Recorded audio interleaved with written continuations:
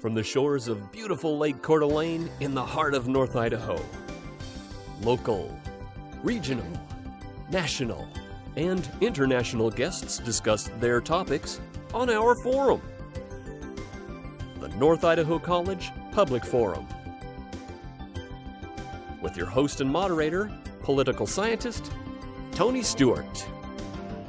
I am most pleased to welcome you to a two-week series in which we're going to address human rights as it relates to foundations and to expenditures in a number of areas to promote that very important topic.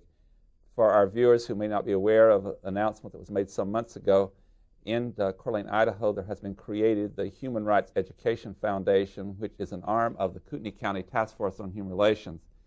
And today we're very pleased to have, and again next week, two guests and two officers of that organization to talk about the founding of this organization and some of the goals and visions for the group in the years to come.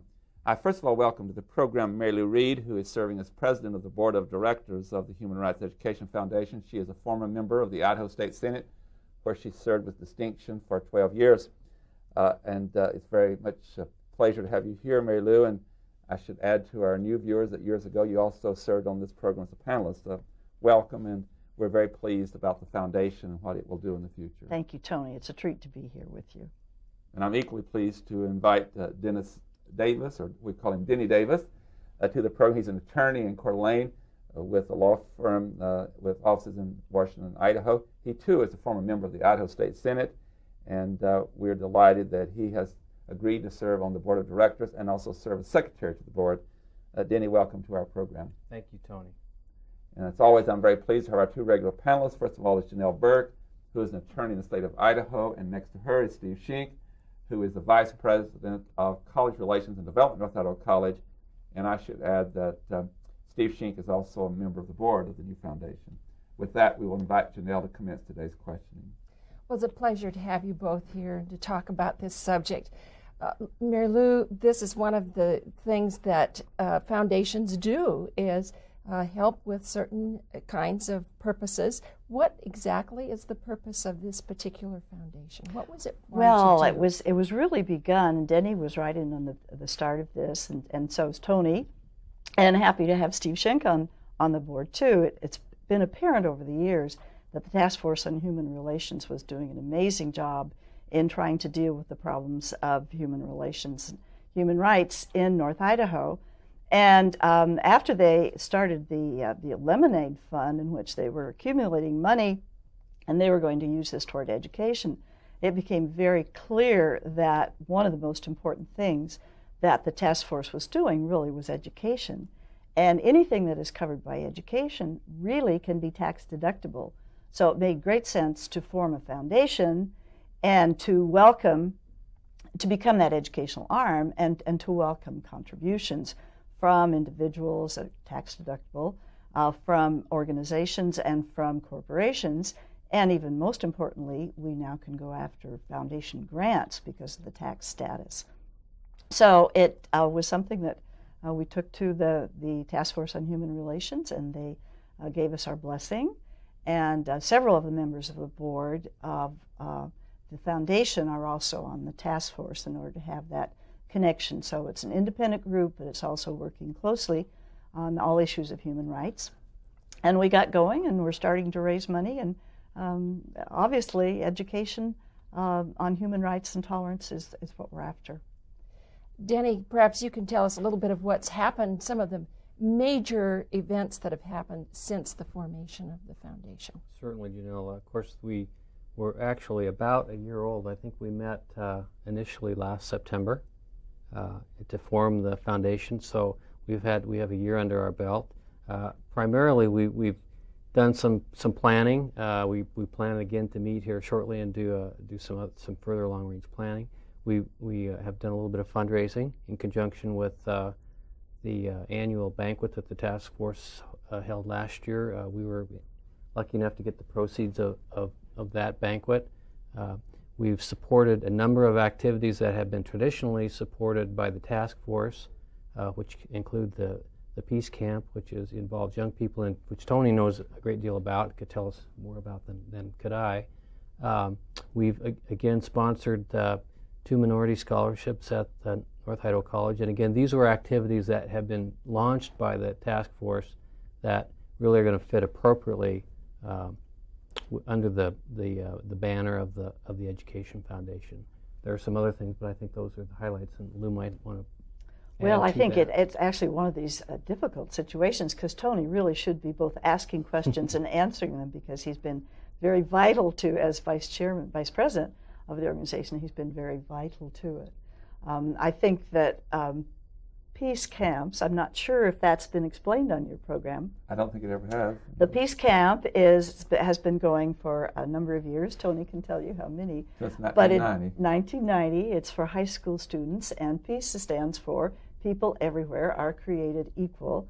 And so it's a weekend or so, a couple of 3 days, in which teenagers from around the region are brought together, and they are basically given an exposure to the importance of diversity and tolerance. And I suppose those peace camps are really little mini diversity workshops, and it has been very successful.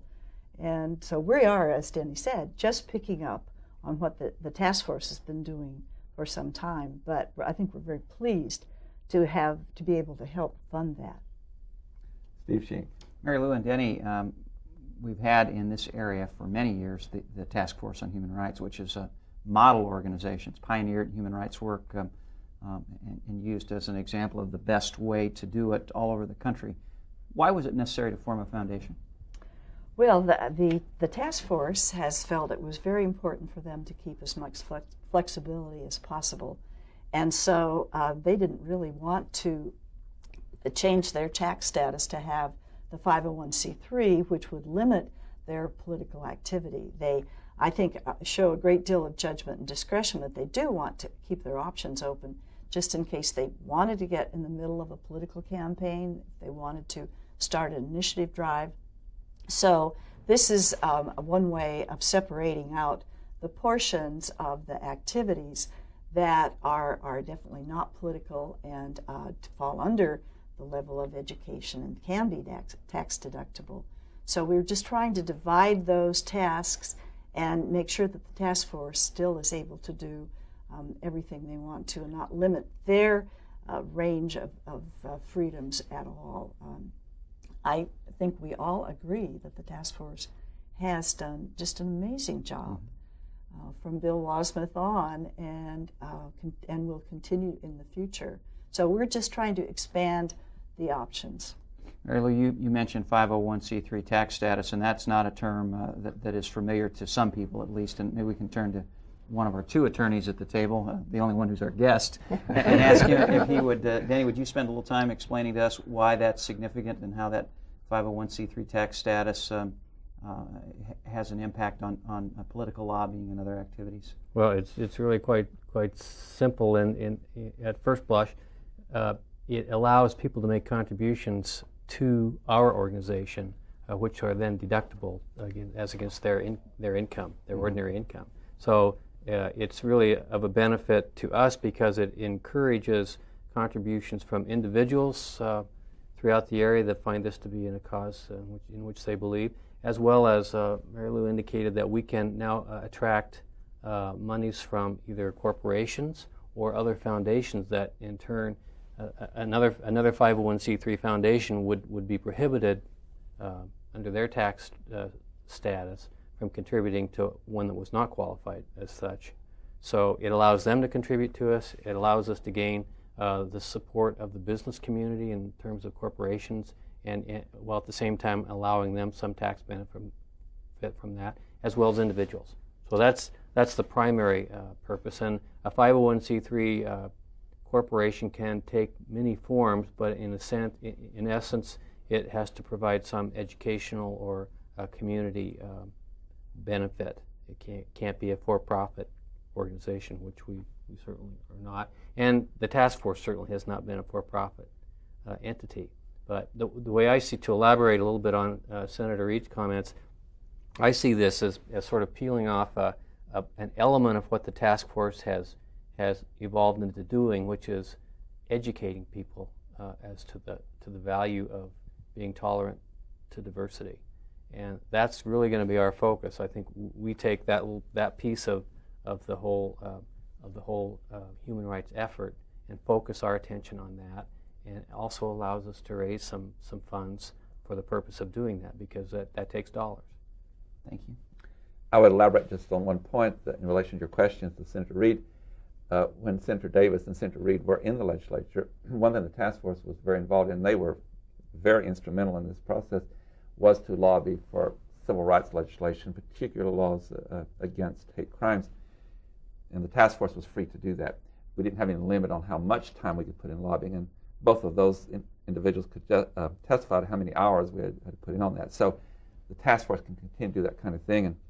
But I just want to publicly state on the program how important you both were to that process. And today Idaho can proudly say, based upon support of different governors and different legislative sessions, that we have a very long list. As a matter of fact, I'm giving a speech very soon in San Diego. When I'm presenting those, we have 8 major pieces of legislation that deal with that area. So I just want to make that note.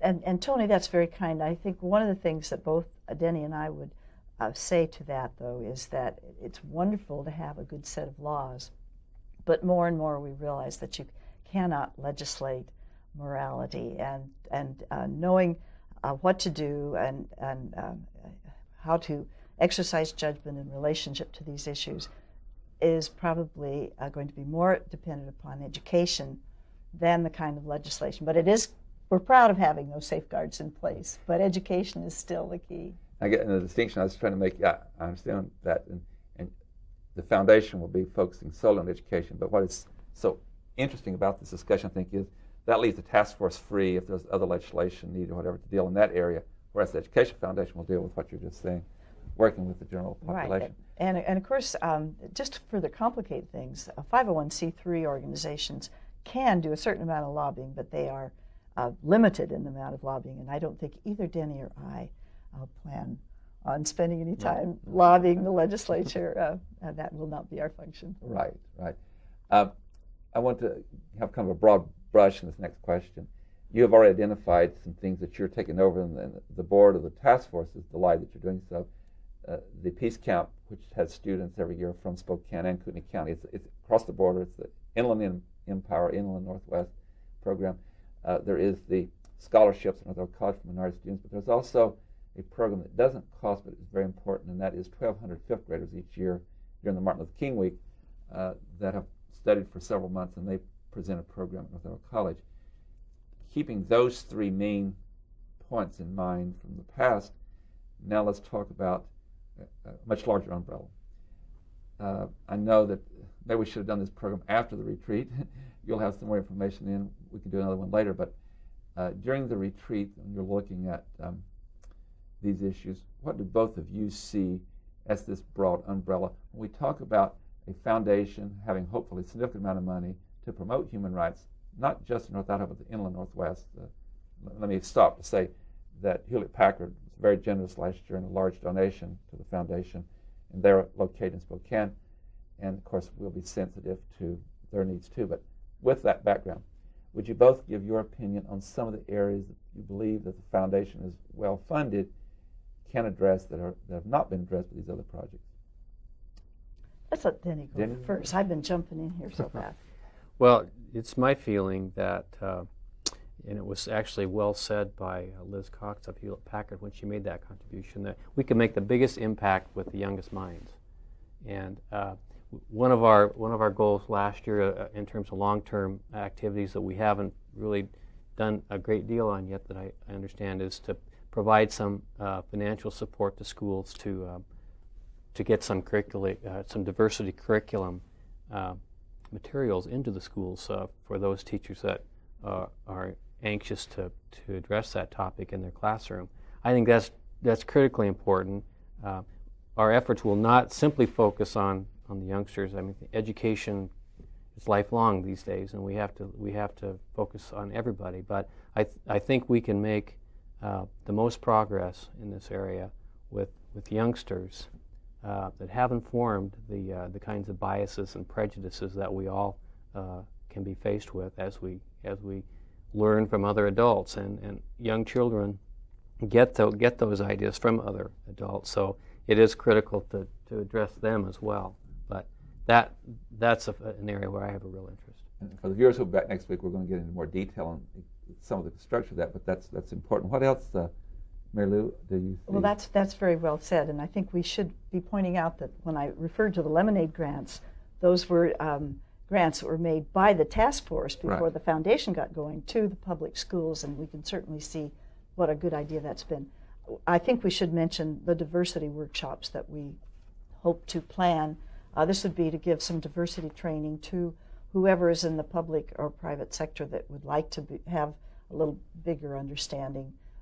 Teachers, if they would like, perhaps police officers, retail clerks, wherever that kind of workshop seems to be needed, and wherever it is asked for. Fine, that's honorable to talk about. One footnote and back to Janelle.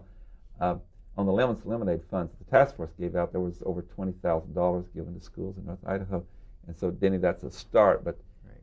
what you're saying, there's a hunger for more funds in that area too. Janelle Burke. I want to go back a little bit to the diversity workshops and the general public, and the fact that sometimes some of us don't know what to do. Is that the kind of thing that a diversity workshop addresses?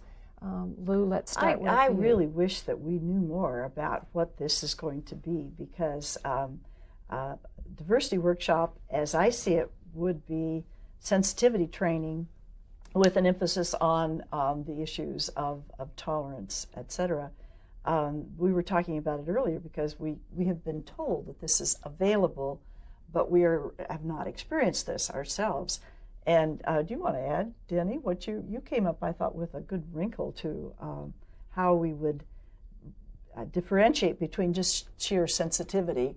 We should be careful about everybody's feeling and that sort of. What would be different about a diversity workshop from just a sensitivity workshop? And you had a nice explanation. Well, I see it as a subset. I mean, we all have to be sensitized to basically tolerance of humans in particular, sensitive to things around us. But I think we simply focus on the diversity issues and human rights issues in particular. That was not a good articulation of what we were talking about earlier, but I think it goes beyond sometimes just being sensitive to knowing how to address someone, Exactly. how to react to someone who is different from ourselves. Exactly, and I think we all have to recognize that we have a beautiful place to live. We have a wonderful community, but it's fairly homogeneous. I mean, we don't have many opportunities to interact with people of color, and that's a real lack in our community, and that's an area which we need to address. And frankly, it's an area that the business community is starting to recognize is a problem, and they're hoping to address it. But the diversity training, how do we go about it in the general public? I think our first focus was to look where we see the most obvious need, perhaps, and that is to perhaps provide some support and some help to maybe agency people, the cities that have to deal with confrontation that occurs over human rights issues. We hope to be able to provide some assistance there, perhaps some assistance just to community leaders in general, and somehow to create an interest among the public to participate in this diversity training. And I feel the need to do that myself. And I hope it will include some cultural training about diversity. Appreciation. Appreciation for all kinds of cultures. And it would seem to me that would be of great interest to a number of people. Well, I think that there are also some just delicate things like, what do you do when somebody next to you says something that you think is really inappropriate and is going to offend someone else, a third person? And there are ways in which one can be counseled on how you deal with those awkward moments. Instead of just laughing it off or ignoring, make sure that nothing is make sure that something is said that will right the situation. And I'm not exactly sure what those examples are, but we're ready to learn. Steve Schenk. Okay, you've got this foundation, and now you can take in contributions, and in return you can give donors a tax deduction for having made their gift. you become part of thousands of similar organizations in this region and across the country: churches, schools, hospitals, arts organizations, animal rights groups, environmental groups, and the list goes on and on and on. How are you going to differentiate yourself, and what is the strategy going to be to try to create some special interest in the Education Foundation? Well, as head of our planning committee, Steve, I think that you can be very helpful in guiding us along those ways. I think that the more that we can identify, and as Denny says, focus on what the problems are here in North Idaho, and recognize that the basic tenet of hate and anger, these are learned, they are taught. People are not naturally going to hate or be angry or have feelings of aloneness and apart. So we will have to make sure that we are appealing to people who are concerned for dollars, to people who feel that it's very important to address that educational aspect and to undercut and to de-learn, if it necessary, hate, but on a very positive way, to teach the value of a diverse people and diverse talents and understanding when there are differences, and a toleration. So if we just really, I think, make it clear what we're doing when we are a little bit better on our feet as to exactly what we're doing, I think that there will be many people who are quite concerned about Idaho's image, quite concerned about the future, concerned about the fact that everybody here does look alike, that we really need more diversity in our community, and want to reinforce that in any way possible.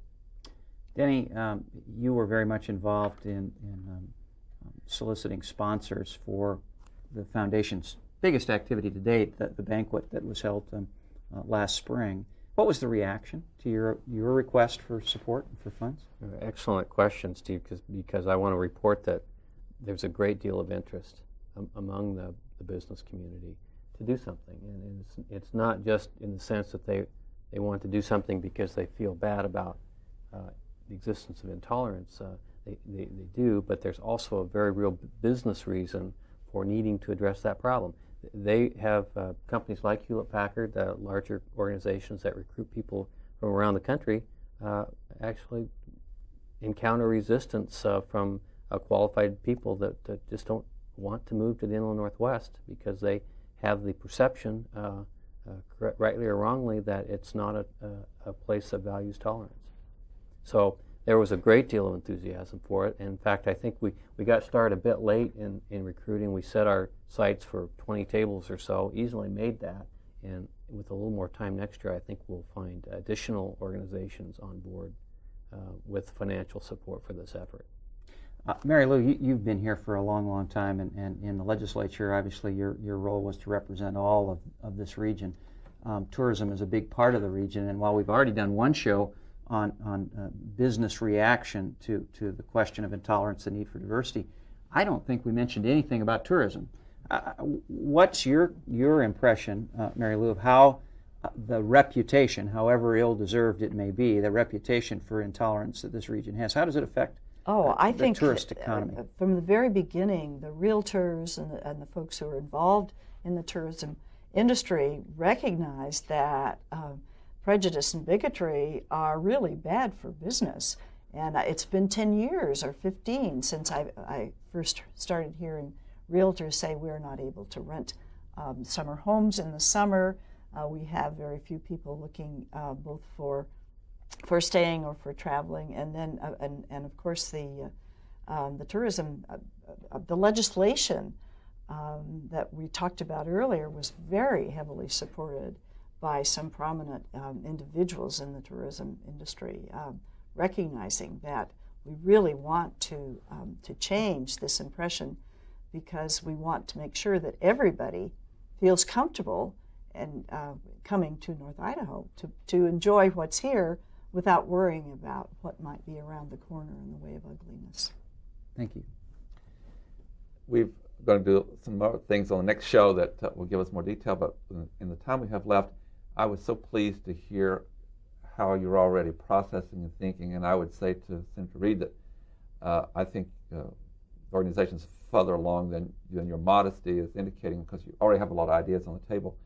But when Denny was talking about the issue of not only the school and how very, very important that is, but I'd like to hear you talk about, both of you, Senator Davis and Senator Reid, talking about working with police and working with businesses and corporations and people in the workplace. What I hear you saying is that all aspects of society can benefit from a well-presented symposiums or workshops or whatever you want to describe them as. So if we're going that direction, then the next issue is getting the right people to assist. And so can you take a minute to talk about how you're going to do that with consultants or looking to bring people in to assist in this process? Well, I think that's perhaps why I don't think we're necessarily modest. We're recognizing that this is a case for professionals, and so I think that we will be making plans as to how much money we're going to devote to it, but I don't think there's any question that we will be reaching out to people who have been trained and who have thought this through and have actually developed either curriculum for the schools or work plans for workshops and training sessions. So I think we will be turning to Seattle. We will turn to the groups that we know have a past history, such as the Task Force Against Malicious Harassment, perhaps the Southern Poverty Law Center. We will go where we can to find as much good advice as to who we should be asking to consult and what kind of programs we should be planning. On that note, we have to bring a permanent conclusion, but you do have those ties and those connections to those consultants, and they'll be there. When the money's there, they can be able to deliver those programs and those materials. I want to thank both of you for being here, and the good news is to our viewers, you'll be back next week. We'll go into some more detail about human rights and some of the things that can be done in the workplace, in the school, in law enforcement, whatever it may be. But we're excited about the future of the organization. And let's continue this next week. Ladies and gentlemen, as I just indicated, we are very pleased that this is a 2-week series rather than just 1 week, and I would invite you to be with us again next week at the same time, and we will discuss more about the Human Rights Education Foundation, which is serving the Inland Northwest. Until then, please have a good week. I am Tony Stewart.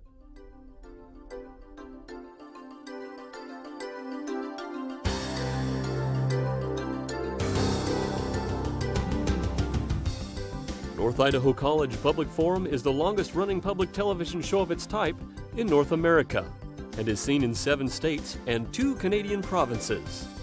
Each episode is pre-recorded live and is an educational community outreach from North Idaho College.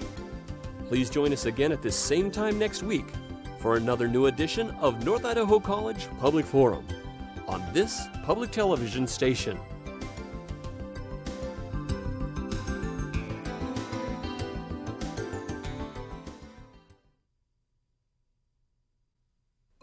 From the shores of beautiful Lake Coeur d'Alene in the heart of North Idaho, local, regional, national, and international guests discuss their topics on our forum, the North Idaho College Public Forum,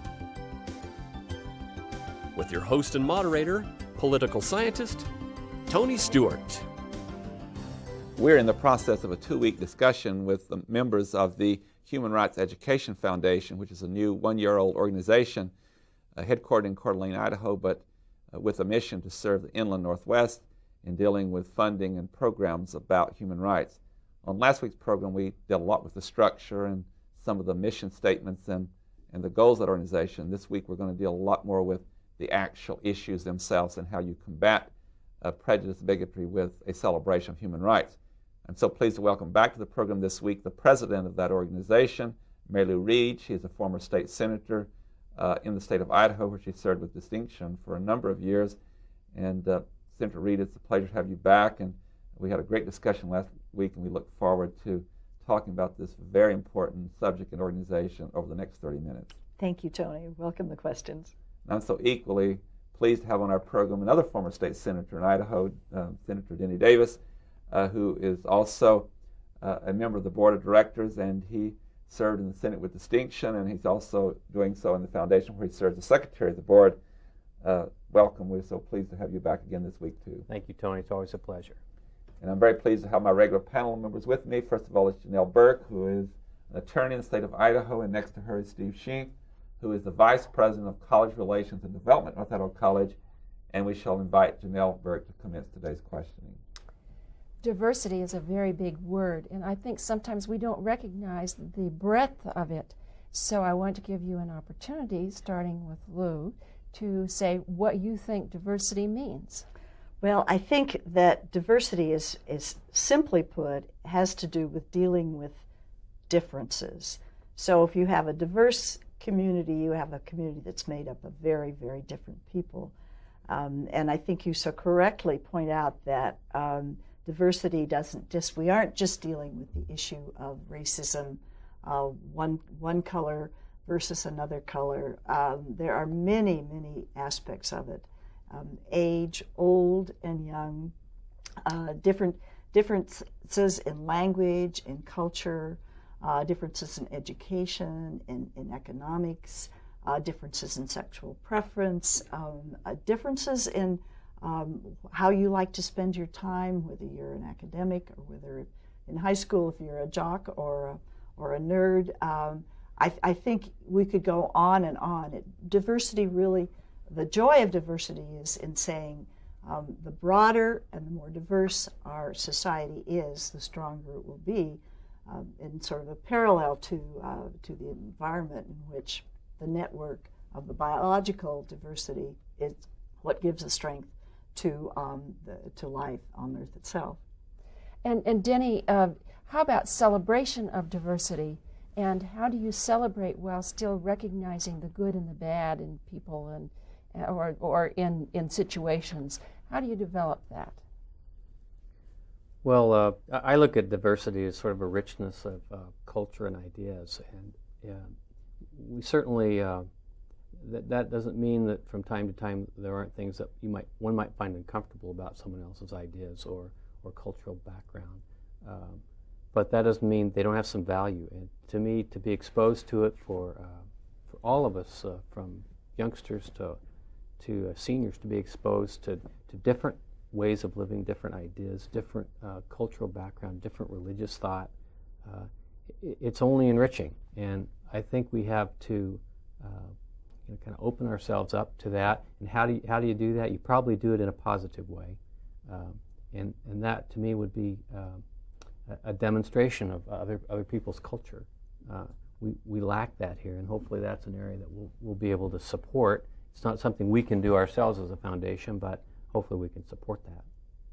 And democracy, really, the essence of diversity, essence of democracy is in everyone having the freedom to be himself, herself. So it's carrying individualism to its logical extension. And so a good democracy, a solid democracy, is one in which we do celebrate diversity. Steve Schenck.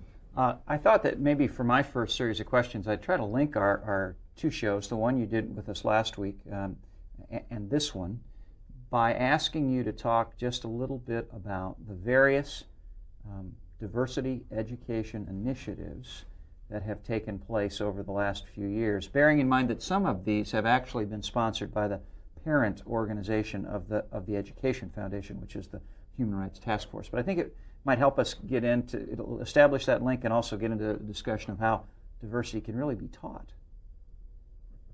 So, you mean you're asking about how did the Lemonade Grant money Exactly. go? How was Where that did used? it The go? scholarships that have been established, that sort of thing. Right, and I think I probably don't have as much information about the specific grants to the public schools, but I know that the organization, the Task Force on Human Relations, to which we are the educational arm, sent out a letter to the principals of each school in North Idaho, and they were passed along to the teachers. Come up with ideas on how you could use some additional money to bring diversity into your educational plans in the schools, right here in Coeur d'Alene and Rathdrum, I'm not sure how far it went. And teachers, as always, are so creative, and they came up with ideas for on the playground, using different kinds of colors of balls, etc. Perhaps Tony would be willing to come up with some more precise examples, because I think that's what you're asking for, is just how can we specifically make a difference in, or has that, where are the starts of those differences in the educational program? I would just interject that, one, it covered all of North Idaho, and even some in Spokane. Some money was given to the great institute at Gonzaga, the Institute for Action Against Hate. These are the Lemonade grants? This Lemonade, and there was over $35,000 collected, and then our organization received about $24,000 of that. But just to give you a couple of examples of how significant that is, and this foundation can really build upon that, I recall one grant from a preschool, and it was such a beautiful grant. She wanted to buy dolls. There's two reasons. Dolls from all around the world to teach different races and cultures to those very small kids. And she also, in that, said to me, one of the dolls, for example, has a brace and is disabled, and to teach another child that some children from birth have some disabilities, but to make them very comfortable with that. And the grants were to small towns as well as larger communities. And so I'll just add that I think that over $20,000 that went to schools, and those teachers were so creative, taught us something about the excitement of this foundation. And we could see how you could be using this through art, through dance, through music. There are many, many ways in which the richness of the culture around the world can be emphasized. You know, it occurred to me as we were talking about this last topic that for those people who aren't maybe as well versed as we think they are, Lemonade grants may be a real mystery, and they could see the two of you sitting on a sidewalk somewhere selling lemonade to raise money for this education competing foundation. With those kids down the block. Maybe one of you should give us just a bit more background about what the Lemons to Lemonade campaign was that raised so much money for diversity education. Well, I can take a crack at that. I certainly wasn't in on creating the idea, but it was a marvelous idea. It came about over a year ago when City Coeur d'Alene was faced with a request by the Aryan Nations community to march in downtown Coeur d'Alene. There was a lot of discussion about what do we do in response to it, and I think Tony had a lot to do with the idea. The basis of the Lemonade Pledge was to say, let's turn something that's sour into something that's sweet, and so what was created was a fund drive based upon a pledge of so many dollars for each minute that the Aryans marched down the main street of Coeur d'Alene, and it raised an incredible amount of money. It also provided a great vehicle for the community to kind of get on board and express their rejection of the message of hate and bigotry. Tony, it might be helpful too. There weren't just a couple of big donations that made that $20,000 possible. But do you have any recollection of how many individuals pledged to that campaign? You would obviously know the answer to that would be yes. I had a suspicion. I had the privilege of coordinating the drive, and we had petitions and letters and so forth. 2,700 people, the great majority from inland Northwest, but from all over the United States, pledged. Many of those pledged money. It was very touching. Those who couldn't pledge money would sign and send nice comments. Donations from Harvard University, a professor in the law school, from University of Arizona, and many individuals here. And the letters that they sent and the telephone calls they made as the money came in were so touching. So what it says, and I'm excited about this foundation issue and bring people in, Janelle's comment about bringing people on board, it gave people an opportunity to vote, take a stand, and they felt good about it. My favorite one came from a woman who was very limited in finances, and she sent 40 cents and said, that's all I can send, but I want to be part of this drive. On the other end of that spectrum was a Vista Corporation that gave $25 a minute. What we have not added is that you pledged so much per minute for however long the march lasted. And so all those are just so special, where people who financially can afford a lot and those who can't both join forces. And we should probably clarify that, was it $20,000 that went to the task force on human relations, but you had also an additional $15,000 that you distributed to other groups Actually, who participated? the task force received $24,000 in money and pledges. The other, that we could trace, the other $11,000 went to other organizations. they would say on the form, we would like to pledge someone else. The Northwest Coalition Against Malicious Harassment received about 8,000. NAACP, the Anti-Defamation League of B'nai B'rith, the Southern Poverty Law Center. And so we traced as much as we could and tracked it, but we sure those money went. I know that the Anne Frank Wonderful Memorials being built in Boise received pledges. So Denny's and the right. Black Museum? And, yes, and the Martin Luther King Center in Spokane. The point is that in all this process, and I know we have other questions to get with here, but this is a way that this foundation, along the task force, can impact in a major way in a partnership with the public. Right, and I think that, as we have said, the things that the task force started, we certainly as a foundation want to continue, and a major one would be the grants, continued grants to the public schools, perhaps as competitive grants as the Lemonade grants were, but also perhaps thinking more of, once the competitive aspect is over, how do we make sure that almost every school child in the region receives something that will help in their education towards understanding diversity.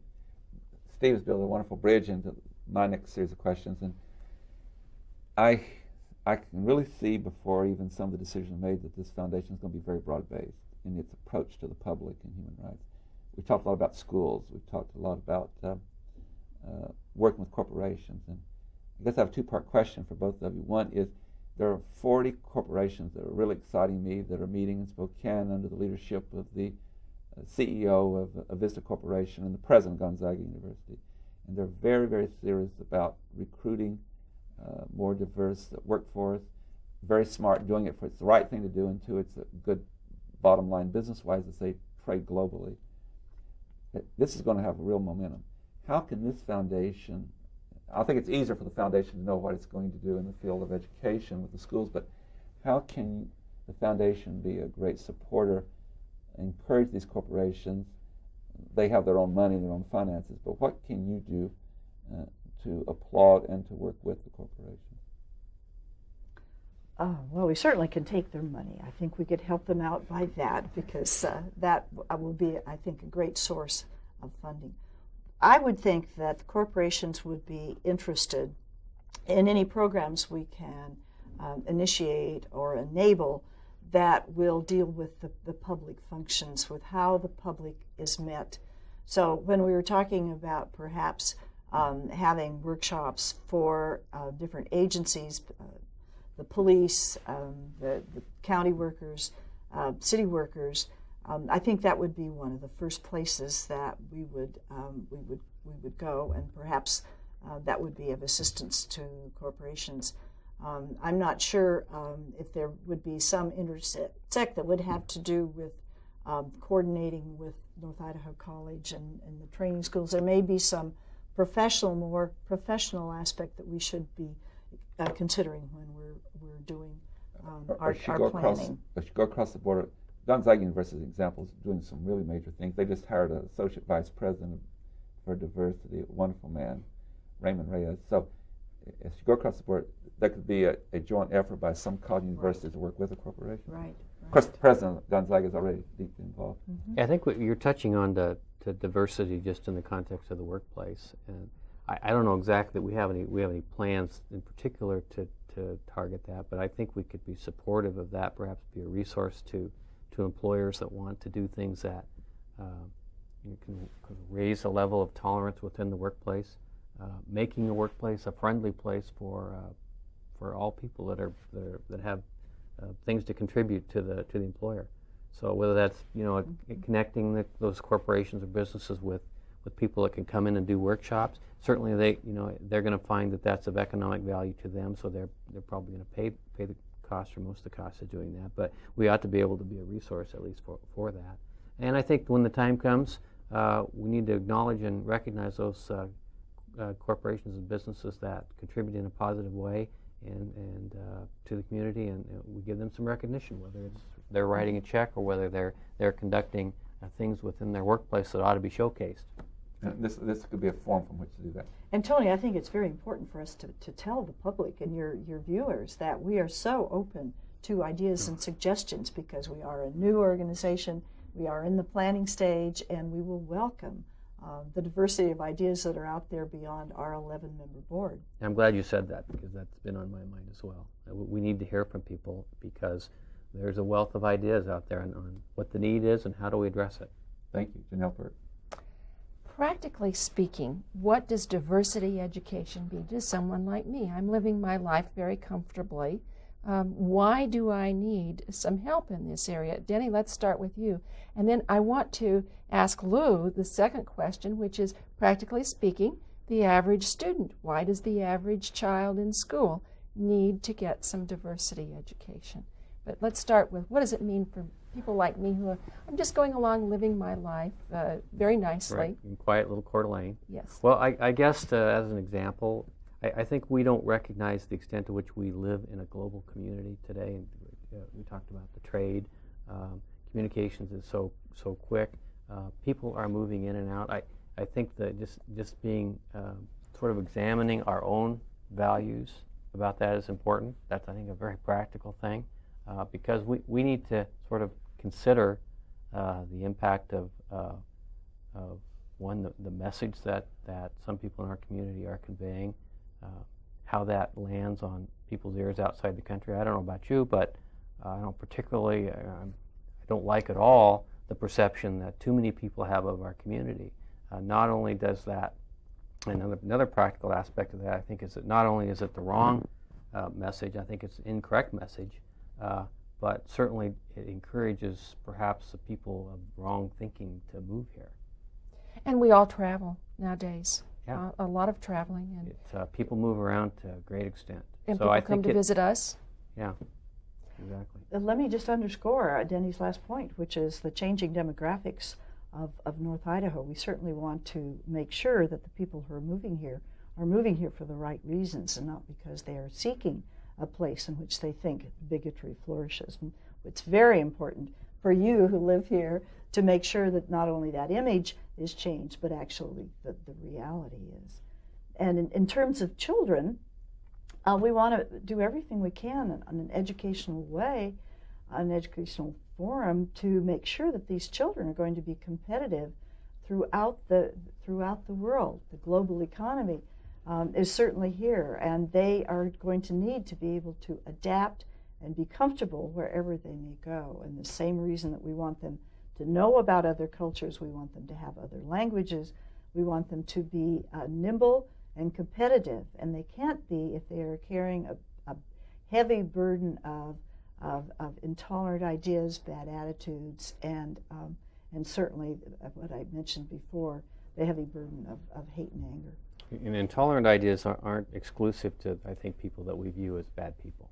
I mean, I think you can look to the incidents like the Columbine High School incident, where there was an element of intolerance among groups of kids that basically good kids and recipe for disaster. We don't want that to happen ever again anywhere, and particularly not in our community.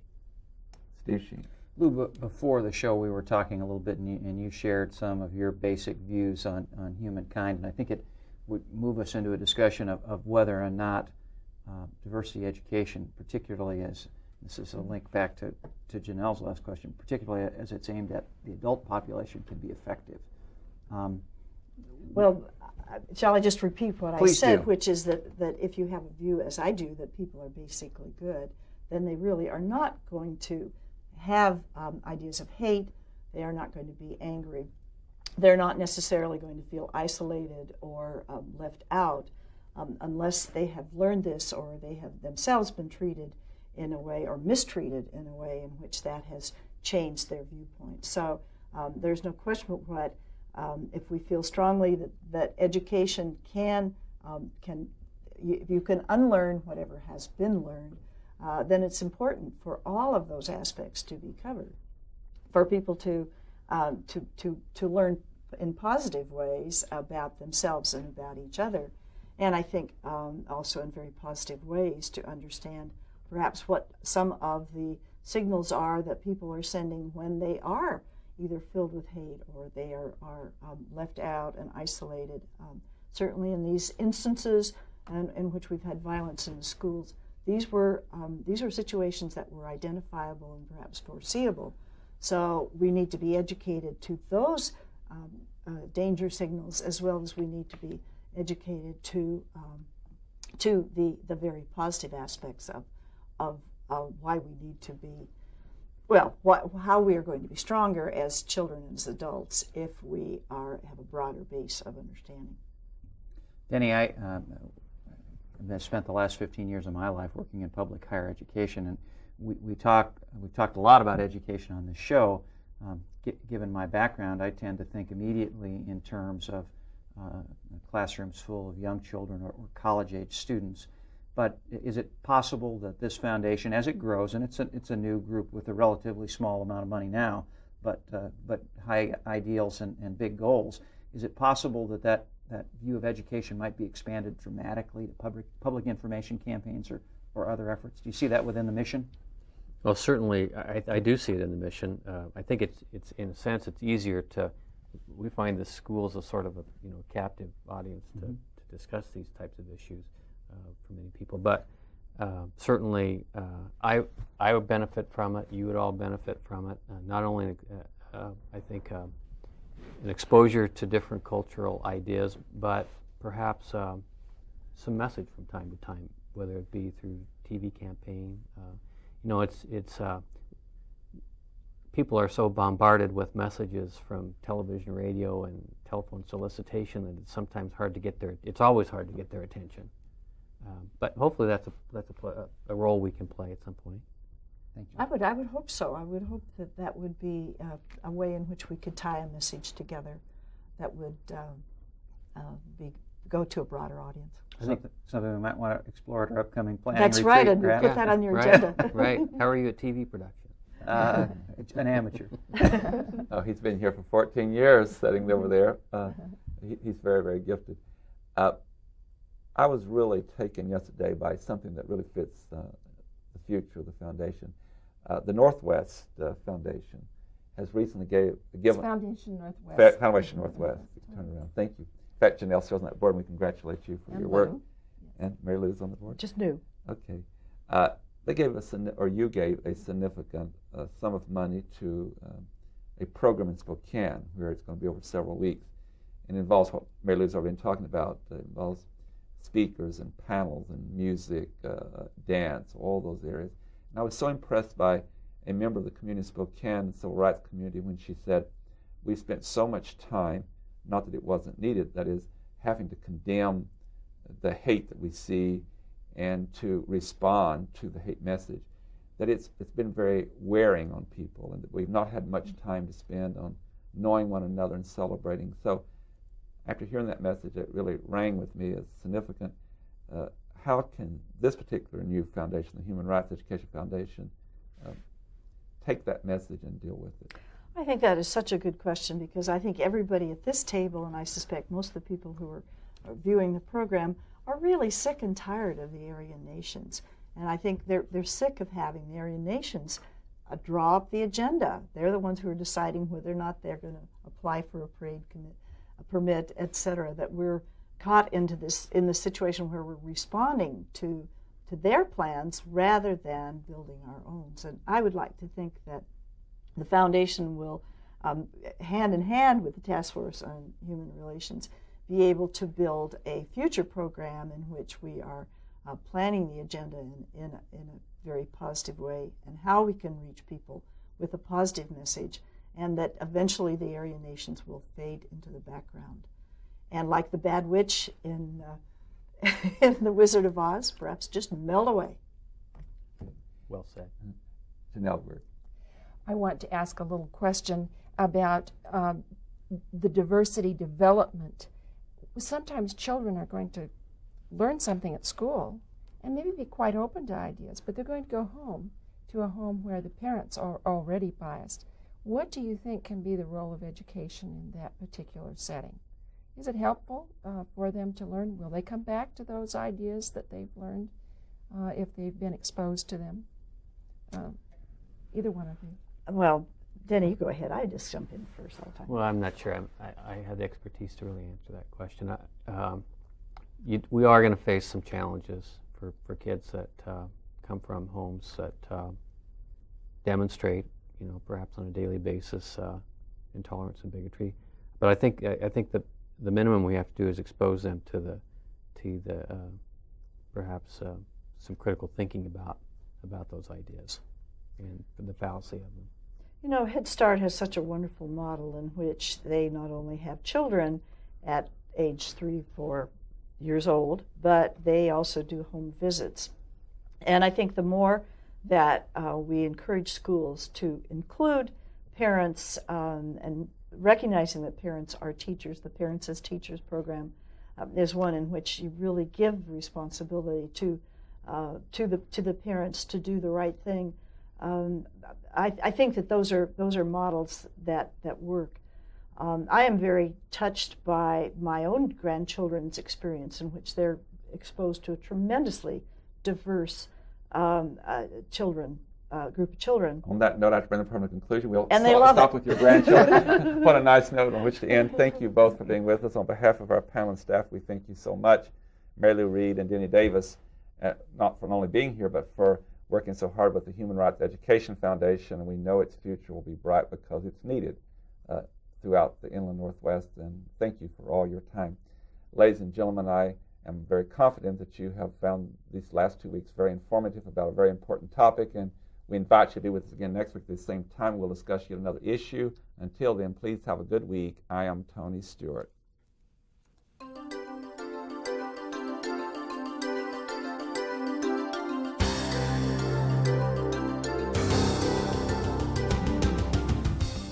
North Idaho College Public Forum is the longest-running public television show of its type in North America and is seen in 7 states and 2 Canadian provinces. Each episode is pre-recorded live and is an educational community outreach from North Idaho College. Please join us again at this same time next week for another new edition of North Idaho College Public Forum on this public television station.